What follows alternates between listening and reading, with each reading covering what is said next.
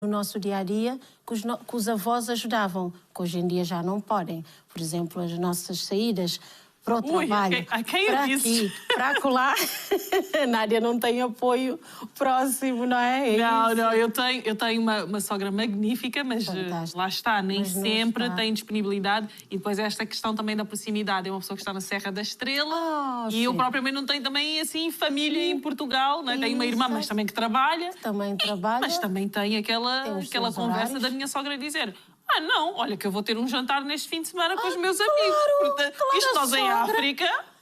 Olha, o avô diz isso, não é? Exatamente, mas era diferente também. Pois, esta questão cultural também que vem influenciar aqui um bocadinho. Exatamente, mas os avós também eram muito mais velhinhos. Sim, tinham mais idade. É verdade. E os avós, normalmente, as avós estavam em casa. Sim. E os avós também. Chegavam a uma determinada fase da vida deles, já não estavam a trabalhar. Normalmente era mais o homem o sustento da casa. Exatamente. Ele também, não é? Já não estava a trabalhar. Tínhamos a presença do avô e da avó praticamente sempre que íamos lá à casa deles.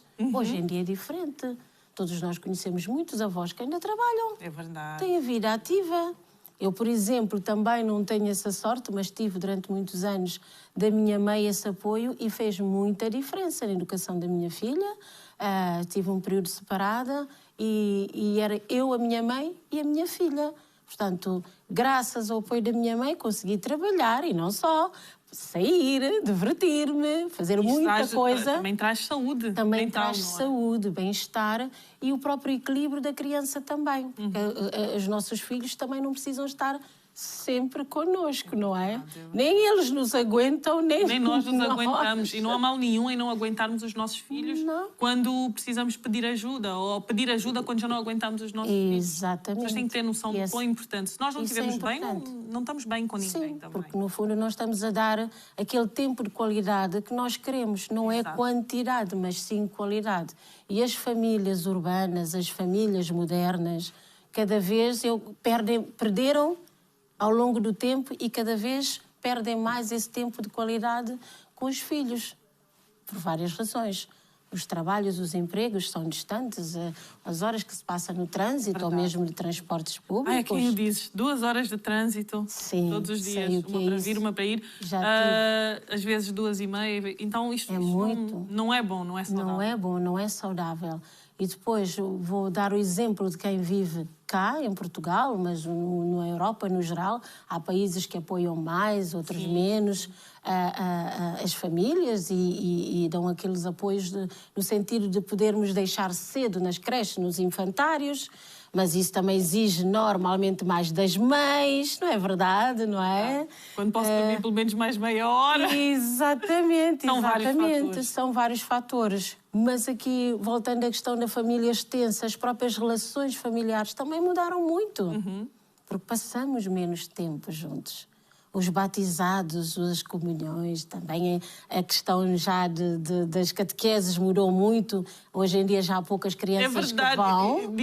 Como eu digo, e não há mal nenhum, até parece que já passou da moda. No meu tempo era obrigatório. De onde eu venho, eu até aos 13 anos tinha que ter a primeira comunhão, depois tinha que fazer o crisma até aos 14. E ainda, depois do crisma, tinha que exercer na igreja. Isto hoje em dia não há com a frequência que havia. Eu acho que as próprias famílias também já não assumem esta responsabilidade já não para assumem, mas também já não vão tanto à missa. Nós vamos à missa com alguma regularidade.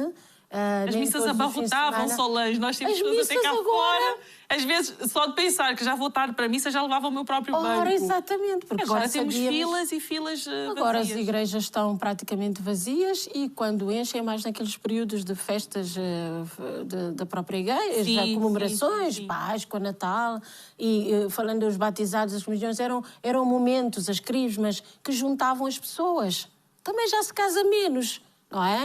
Então a conversa... E já se casa menos na igreja. Menos na igreja. Mas todos esses momentos eram aproveitados, e muito bem aproveitados, para o convívio. Para uma relação familiar. Para uma relação familiar que se criava